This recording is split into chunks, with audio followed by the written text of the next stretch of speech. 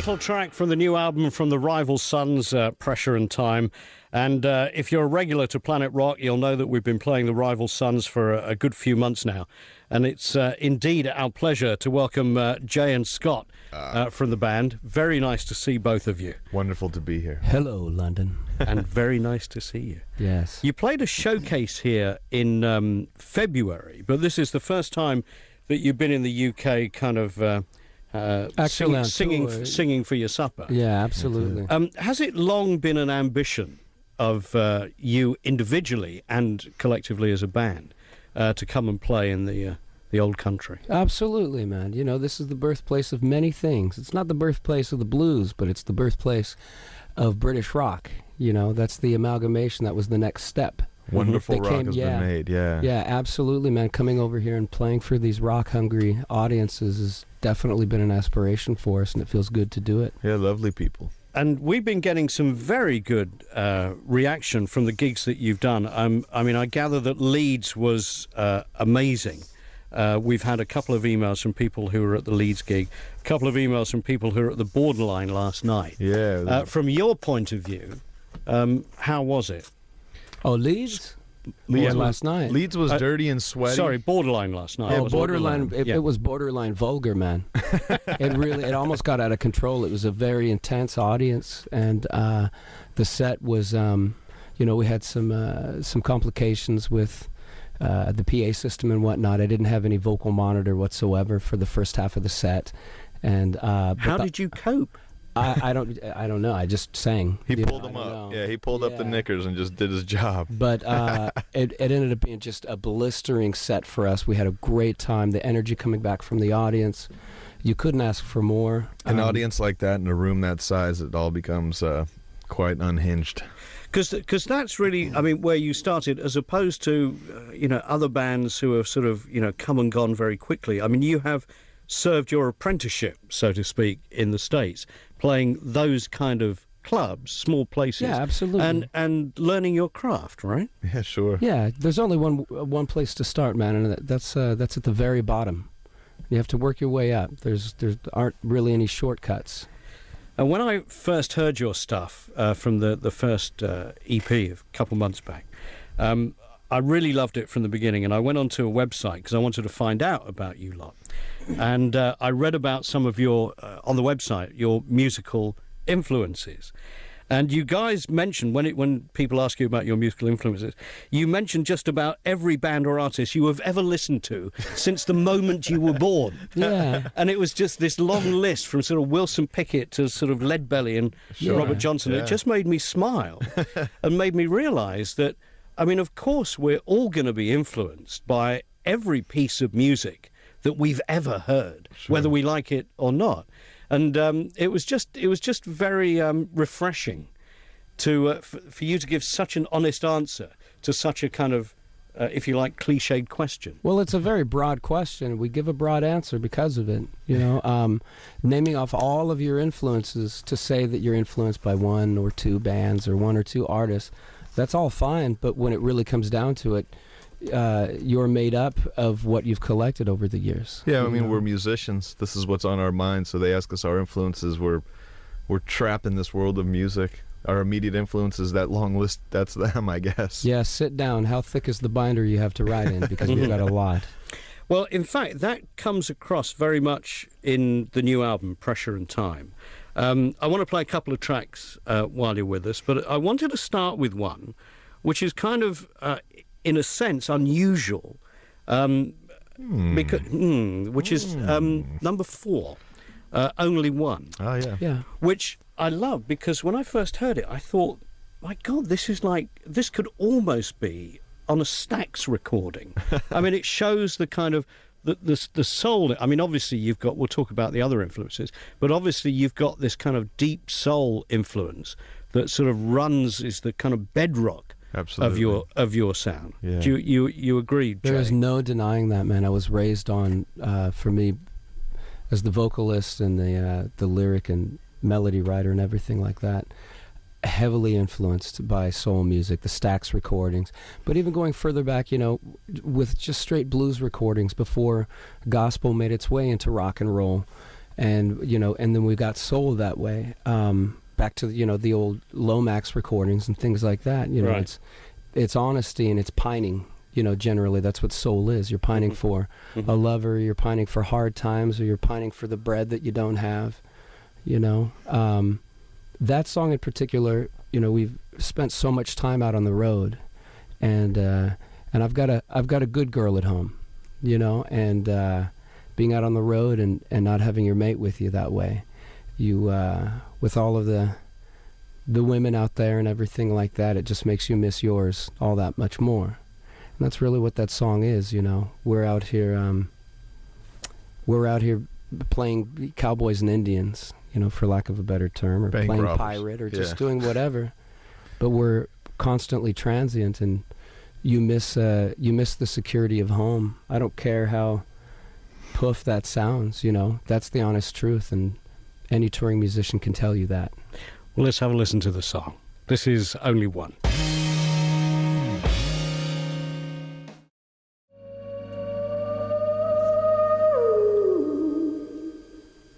From the new album Pressure and Time, Rival Sons, and that was Only One. Jay Buchanan and Scott Holliday from Rival Sons are with us. I'm going to play a couple more tracks on the album as we go on, but I think that shows that unlike, I suppose, some of your contemporaries who are around, who are playing sort of rock music where they take classic rock as their grounding, as their bedrock, if you like. You show, I think, on this album that you're not one-trick ponies, that you can kind of do, different styles. So there's stuff in there that sounds like that. There's stuff that sounds like the Black Crowes. There's stuff that is, Zeppelin influence that you can hear. So there's a lot of different, stuff. Yeah, we're never going in and thinking, let's make a classic rock record, or let's just make a real straight ahead rock record. We're going in and we're just making music, really. Yeah, and before we go any further on that last track, I want to give a shout out and a big thank you to our buddy Arlen Shirebaum. He played the Hammond and the Wurlitzer on that song, and that's the first time we've ever brought anyone in, to play with us during a recording. He did a great job. And Jay, that you said that was the first time that you'd heard that in a while. You hadn't heard it, and you got me to turn our keffs up real loud. Yeah, that was fantastic, man. Thank you. They're great, aren't they? So I wanted to talk about, people, it's inevitable when you're a new band and you come along and you've got this kind of sound, it's inevitable that people are going to compare you with what's gone before. Yeah, we Absolutely. all do that. Yeah, we all do of that, course, sure. man. And I read some interviews with you where I think you got a little bit spiky when you were compared, to Led Zeppelin. I know, anyone would be, delighted to be compared with Led Zeppelin, but you're more than that. Well, I'll tell you what, man. The delight being compared to Led Zeppelin. Give me a break. It's fantastic, man. But that's the pinnacle. It's like that's as good as it gets. It's like, don't do that to us. Yeah, it's been a thing forever. It's like if you're a folk singer, a singer-songwriter, and somebody goes, "This is the next Dylan." It's like the kiss of death. Yes, absolutely. So we're going, okay. Yeah. We like those bands very, very much. Those are our heroes or whatever, rock and roll heroes. But it's always the kiss of death when they try to link you right next to them and. Like this. Well, tell us about, because I want to play track one, because you always get a very good idea of what a band are like from track one, side one, because it's kind of, sometimes. And whilst this this is your debut album, I know you've had stuff, the EP released before. Was it difficult for you in the sense that were you trying to sort of second guess what this album should be, or was it sod it, we're just going to make this music and put it out and see what happens? Well, we knew what the record we wanted to make was going to be, but it's funny you mentioned the first track, because I actually pulled right in the last moment. We actually had finished the mastering and the order and everything was done. I pulled it right before it went away and was getting pressed. I pulled out and I went, I think we have to move some things around. I've been listening with different ears. And I put that first track on there in the last moment. So, with talking about second guessing or whatnot. Really, when it came to actually tracking the record, it was we had we had 20 days to write from scratch, to write, record, and mix the entire record. Yeah. 20 days. Yeah, we went in. We came off of a 6-week tour of the States, and we hadn't written any songs. Everyone over at Earache, our management, everyone was freaking out. Like, are you kidding me? You have no songs. The most writing we did was I'm driving the van across the country. Jay's sitting in the seat, and so what do we want to do? Oh, we want to do this and that. Yeah, a it'd be little bit of this and that too. Okay. Yeah, I have a couple of ideas, Scott, and Scott would go, yeah, I got a couple of ideas. All right, well, let's not show them to each other. Let's just hash it out as soon as we get in there. It was very much a record of first and second takes, and that's the experiment could have ended disastrously, through our own ambition, but it just so happens that we were able to do what we hoped what we could do, and it ended up working out. Most of our heroes, that's what they had: first takes, second takes. That's it. I was just going to say, Led Zeppelin's first album. Yeah. That was done back, in. Yeah. The Stax and the Motown and the especially the Lomax recordings, these blues recordings, they sat down and got the whole record right there, and somebody, Well, the energy in this, now that you've told me the story, it all kind of makes sense because it's got all that energy. Let's have a listen then to track 1, side 1 of Pressure and Time. This is All Over the Road. From Pressure and Time, Rival Sons, All Over the Road, Jay Buchanan, Scott Holliday are live with us. I wanted to talk about the album cover because we played Pink Floyd earlier from the Division Bell, and I just posed the question, what was the link between that and you lot? And it's Storm Thorguson who's done the album cover, and Storm doesn't do album covers for debut bands. He's kind of, and he doesn't do that many album covers now. He's still, he's doing all this new Pink Floyd stuff that's coming out. How on earth did you get hold of Storm? Well, we just kind of winged it out there. I'd always been really interested in his art. Same with Jay. Yeah, same with me. Yeah, we've always been fans of his art, even from being kids and shuffling through our folks' record collections. And his name just seems to be the one that would always stick out the most, of anybody. He just seems like that guy, and it's fascinating, right? His work is unbelievable. Mm-hmm. When we finished the record, I mentioned to Jay, and he went, yeah, that sounds good, we should do that. Our label's here in the UK, we just told them, why don't you try to reach out to him and just see how that goes. So they did, and he was interested, and we both started talking to him on the internet and having little conversations, light phone conversations, and apparently he just really liked the record. But didn't you, Storm is famously irascible.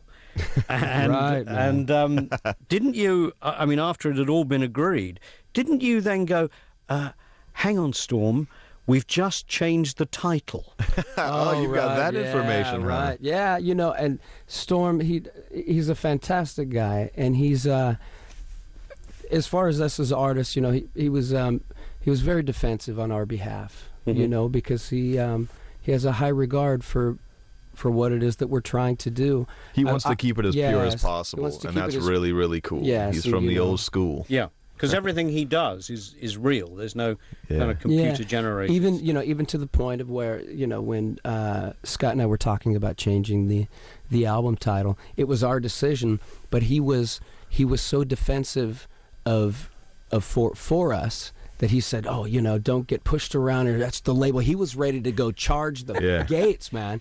We went, no, Storm, hey, no, it's cool, man, it's us. And he goes, okay, But an absolute pleasure to work with, He is a very cerebral man. Yeah. Delightful man. Yes, and good guy.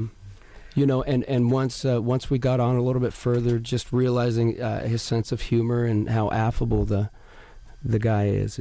He was a pleasure to work with, Now you're going to be playing High Voltage. You're also going on the road with our own Judas Priest. That's right, man. That's going to be a baptism of fire.